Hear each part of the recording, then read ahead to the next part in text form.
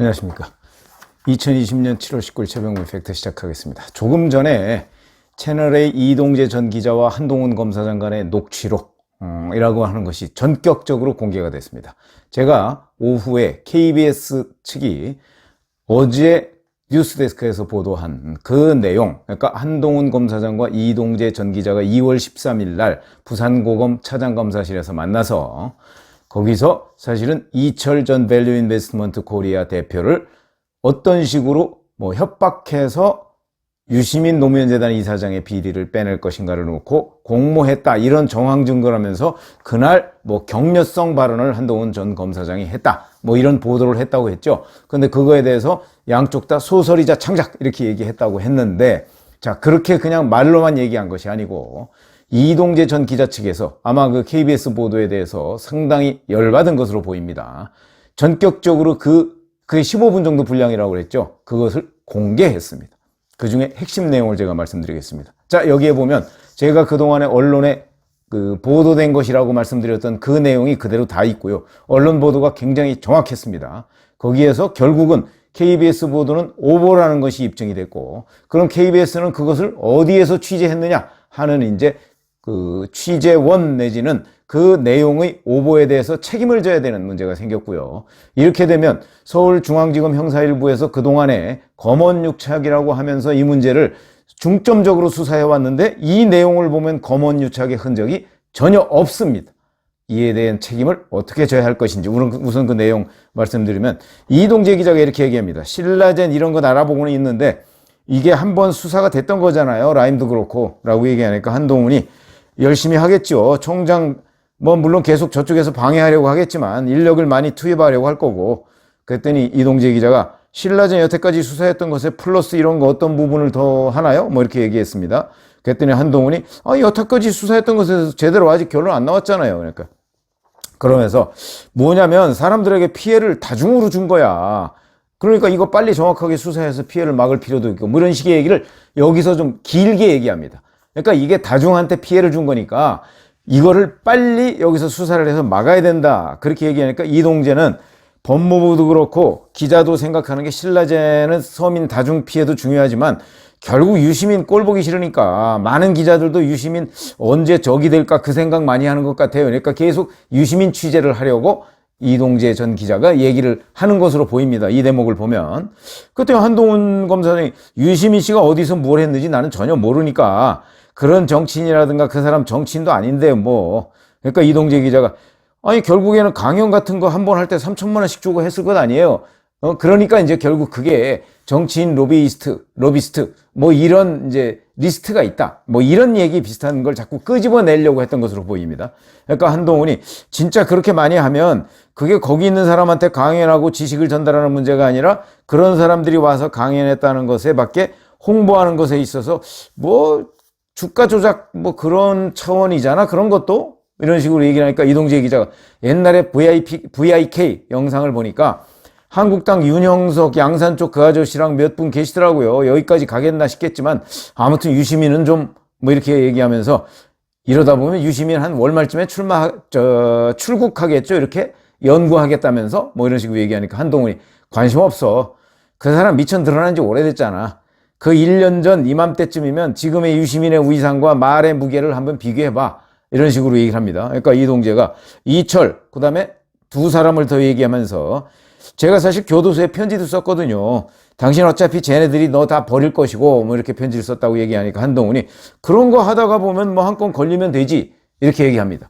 그리고 나니까 이동재 기자가 글쎄 14년 6개월이면 출소하면 8순이 되겠네요. 그러니까 한동훈 검사장이 어디 계신 거예요 지금? 이렇게 얘기했습니다. 어디 진치고 있어야 될 거 아니야? 이런 식으로 얘기합니다. 이거는 부산에 와서 숙소가 어디냐, 이런 것을 질문하는 것으로 보입니다. 왜냐하면 그 뒤에 자기네들이 어디 카페에도 있고 이런 얘기를 합니다. 그러면서 이 질문의 마지막은 그러면 언제 한번 또 뵐게요, 이런 식으로 얘기하고 끝납니다. 3월 달에, 왜냐하면 이 자리에 이동재 전 기자하고 한동훈 검사장 외에 이동재 전 기자의 후배 기자가 거기 있었습니다. 그러니까 후배 기자 통해서 3월 초에 한 번 더 연락드릴게요. 그러니까 그러시죠. 그러고서 끝났습니다. 2월 13일 날 있었던 녹취 내용은 제가 좀 빨리 읽어드려서 그러는데 요 내용이 전부라고 이동재 전 기자 측에서 요 관련 내용, 여기에 무슨 중략 부분이 있습니다. 중략 부분은 이 내용과 전혀 관련 없는 서로 인사말 이런 겁니다. 그러면 이 내용을 보면 계속해서 이동재 전 기자는 제가 그동안에 누차 말씀드렸듯이 이동재 전 기자는 유시민 노무현 예사장의 비리를 신라젠 수사와 연결시켜서 뭔가 거기서 얻어내려고 노력을 했고 한동훈 전 검사장은 아니 신라젠 사건은 그런 게 아니다 라고 얘기하면서 자기는 유시민에 관심 없다고 얘기한 게 요지입니다.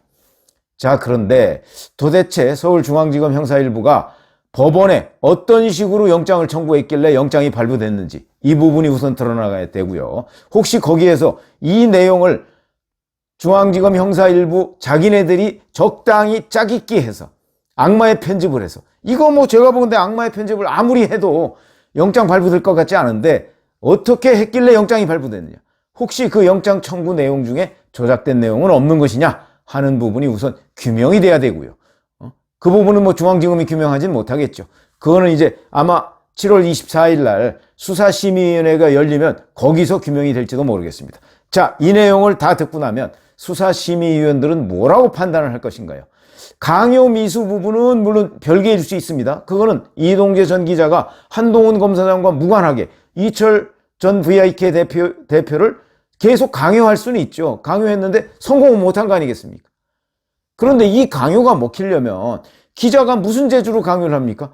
아, 내가 검찰에 아주 잘 아는 사람이 있는데 그 사람을 통해서 당신을 배려해 주겠다라고 하고 그걸 상대방이 믿었을 때 강요로서 성립을 하는 것이지, 예를 들어서 검찰 누구와 짜지도 않았는데 그러면 이 사람의 사기가 될까 뭐가 될까, 뭐 저는 법률적인 부분은 잘 모르겠는데 짜지를 않았으니까. 그런데도 이동재 전 기자를 구속했습니다. 법원에서는.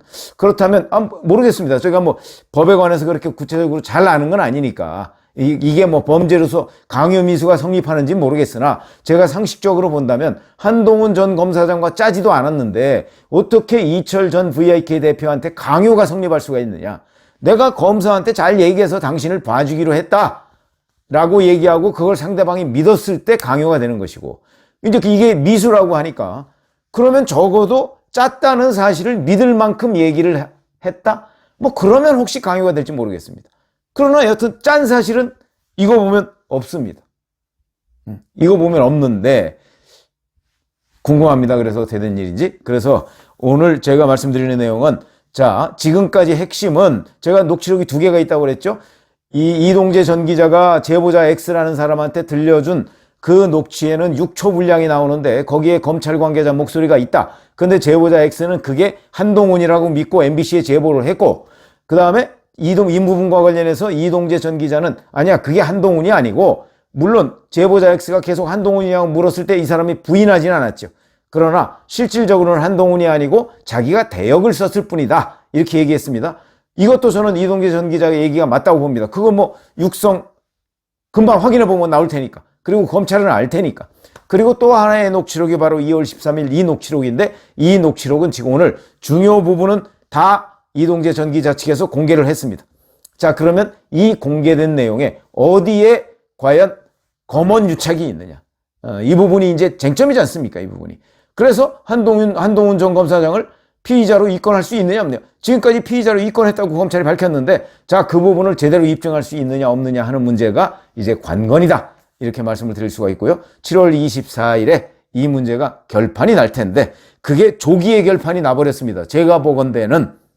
그러니까 검언 유착은 오히려 MBC와 제보자, 그건 검도 아니죠 사실. MBC와 그 제보자 X가 그 사람들이 조작해서 방송을 한 것이고 MBC가 거기에 속아서 방송을 한 것이고, 그 다음에 또 하나는 KBS가 누구로부터 들었는지는 모르겠으나 오보를 낸 것이다. 이 점은 이제 명확해진 것 아닌가. 여기에 대해서 중앙지검 형사일부가 다시 한번 얘기를 할 것이고, 얘기를 해야 되고, 그 다음에 영장 전담 판사 도대체 뭘 듣고서 강요미수로 영장을 발부한 것인지 하는 부분을 한번 좀 들여다보고, 아니면 채널의 이동재 전 기자가 구속적 부심을 신청해서라도, 자, 이런 식으로 만약에 한동훈 전 검사장과 공모를 하지 않았더라도 강요미수가 성립한다라고 한다면 뭐 그러면 저는 인정할 수 있습니다.